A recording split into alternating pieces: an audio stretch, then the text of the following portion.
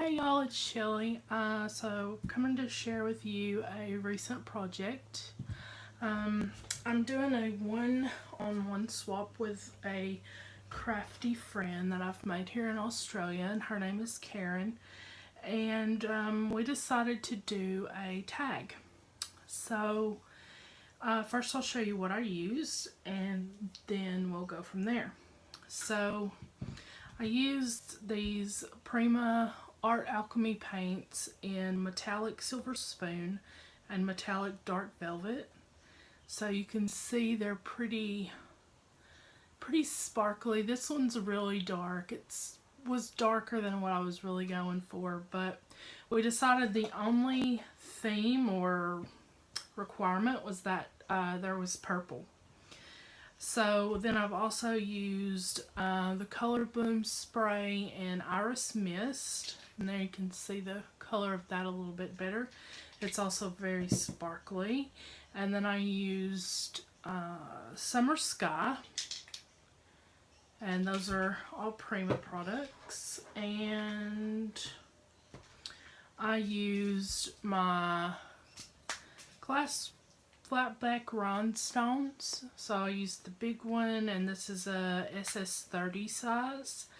And I used the SS12 in the same color. It's the only two sizes I had in this color. And I really liked the way it looked with my tag.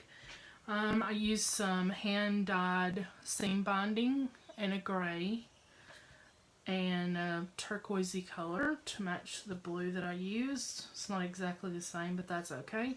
I used Distress ink and black soot. Sorry, the top of my pad is so dirty. I used lots of metal, and unfortunately I don't have all the metal pieces out that I used.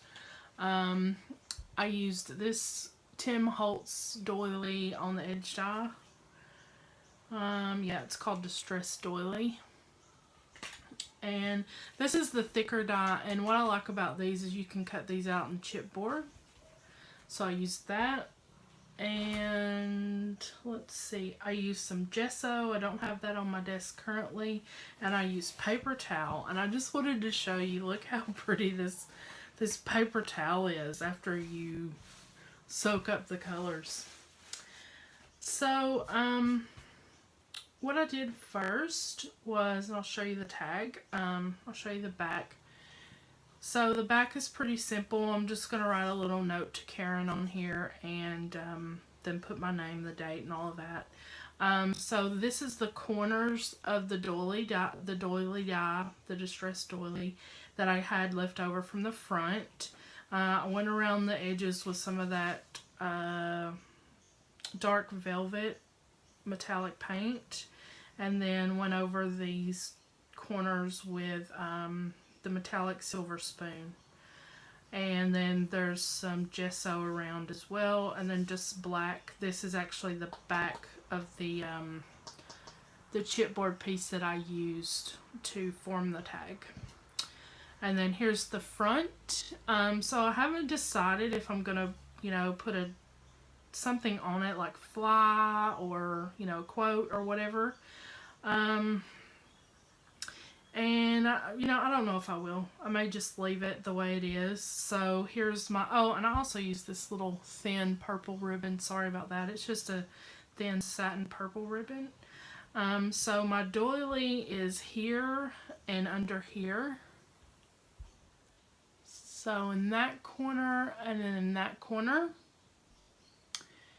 And so what I did was I put my doilies down first, and then I layered up all my metal. And how I achieved the different layers was some of them I placed them on top of each other, and then some of them I put up on like dimensional dots. Like this piece here, I put it up on dimensional dots. And I don't know if you can see in there the dots. But I just stacked them on top of each other and loaded them with glossy accents, and I let this dry. It's still movable, because it's not totally flat and totally glued down on the back, but that's okay.